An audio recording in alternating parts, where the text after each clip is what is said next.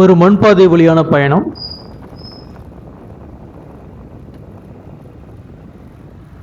இந்த மண்பாதையானது வனப்பகுதியை ஒட்டி போயிட்டு இருக்கு. ஒரு கட்டத்துக்கு மேல அந்த மண்பாதையானது ஏறத்தாழ ஒரு ஆஃப் ரோடவே மாறி ஒரு ஆஃப் ரோட் எக்ஸ்பீரியன்ஸ் கொடுத்துட்டு இருக்கேன். அதை கடந்து கொஞ்சம் தூரம் போனோம்னா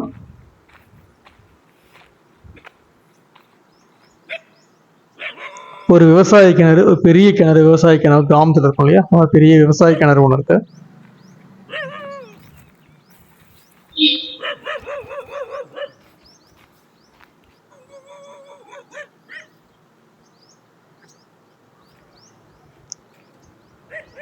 பக்கத்திலேயே ஒரு அழகிய செக் டேம் ஒன்று இருக்கிறத பார்க்க முடியுது.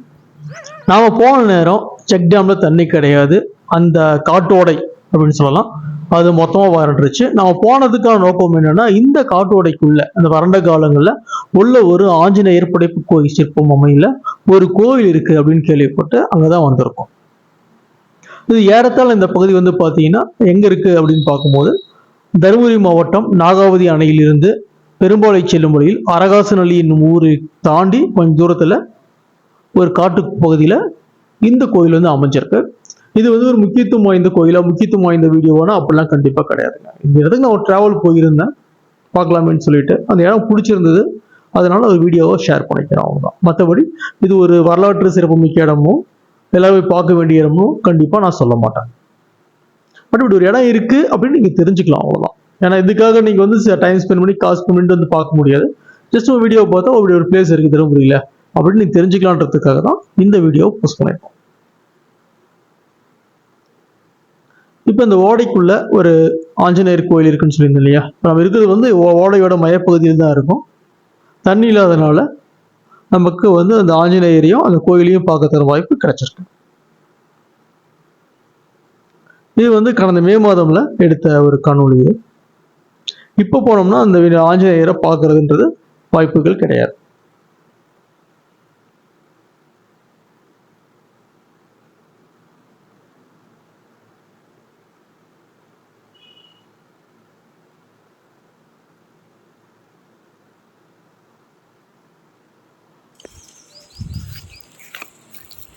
இந்த ஆஞ்சநேயர் வழிபாடு இருக்கிறது குறிப்பிடத்தக்கது. ஒரு சிறிய ஆஞ்சநேயர் புடைப்பு வச்சிருக்கோம் தான், மீறி போனால் ஒரு 2 அடி அந்த உயரத்தில் தான் இருக்கணும். ஆனால் வந்து பார்க்க ரொம்ப ரொம்ப அழகா தத்ரூபமாக அந்த ஆஞ்சநேயர் புடைப்பு வச்சிருக்கோம் செதுக்கப்பட்டுள்ளது குறிப்பிடத்தக்கது.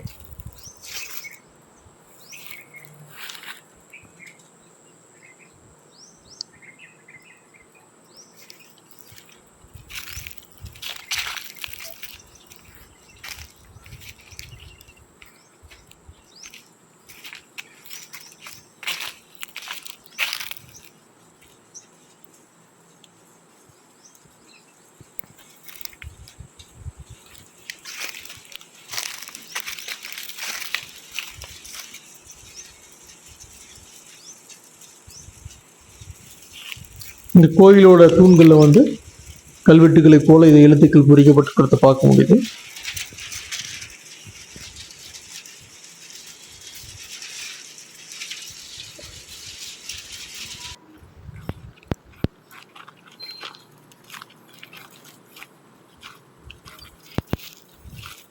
சரிங்க, இந்த வீடியோவில் நான் பார்க்க வந்த விஷயங்கள் அவ்வளோதான், மேற்கொண்டு விஷயங்கள் எதுவும் இல்லை.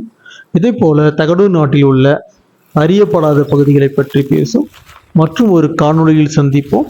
நன்றி, வணக்கம்.